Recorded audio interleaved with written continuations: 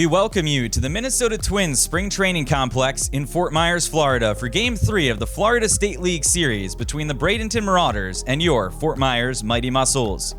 Hello everyone and welcome inside the broadcast booth. Andrew Pauling here with you alongside Patterson Follis for Game 3 of this series after our first rainout of the season last night, 47 games into the campaign, and the weather caught up to us on Thursday. These teams will now play a doubleheader on Saturday. But first, for this game tonight, Patterson, the same pitching matchup we were looking at yesterday. Carlson Reed, the fourth-round pick, making the start for Bradenton, opposite Cesar Laris, who has the ball for the Mussels. Yeah, Reed out of West Virginia has been really good for this Marauders team. Leads the team in ERA, has 42 strikeouts in 35 and two-thirds innings pitched.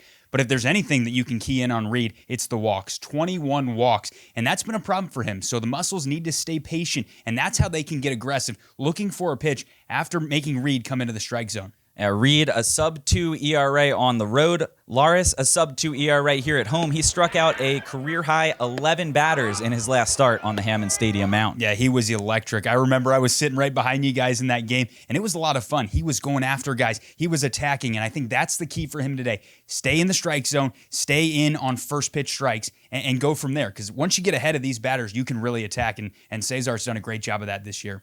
In the last game of the series, which came on Wednesday, it was a 3-2 win for the Marauders after the Mussels had taken Game 1 on Tuesday, and a bit of a heartbreaking loss there as the Mussels had the winning run in scoring position in the ninth inning. It all came down to the final swing, and the team now looking to rebound after that 48 hours later now. Yeah, and they got the day to reset and refocus and refresh, and I think that can be a great thing for the Mussels, and it's how they bounce back from that loss, and especially after having an extra day, I think this is where they can attack here in this situation.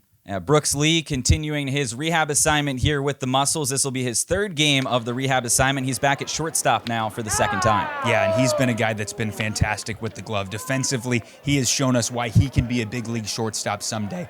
We know what Brandon Whitaker's done. We've seen him do it all season at a multitude of positions. He gets a start at third base tonight. That left side of the infield looks pretty good for the Mussels here this evening.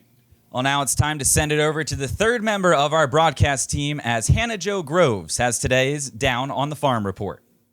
Thanks, guys. Today's Down on the Farm report takes us to Cedar Rapids, Iowa, where some familiar faces got the win for the Colonels over the Lake County Captains. Lakeland took an early lead by the top of the second, but Jose Salas knocked two runners in with a ground ball to left to tie things up. Though the Captains had regained the lead by the bottom of the eighth, former Mussel Kyle Hess bunted for a single, his first hit as a Colonel. That led to yet another former Mussel, Ricardo Olivar, tacking on an RBI single to bring Hess home and tie up the game. Then it was left up to the very familiar name, Rain Don Cone, in the bottom of the ninth, who crushed one over the left field fence for the walk-off two-run home run. Colonels win 4-2. That was today's Down on the Farm report, brought to you by Brandt, professional agriculture proud to power the mighty Mussels. It's about time for first pitch here at Hammond Stadium. Let's send it back to Patterson Follis and Andrew Pauling in the broadcast booth.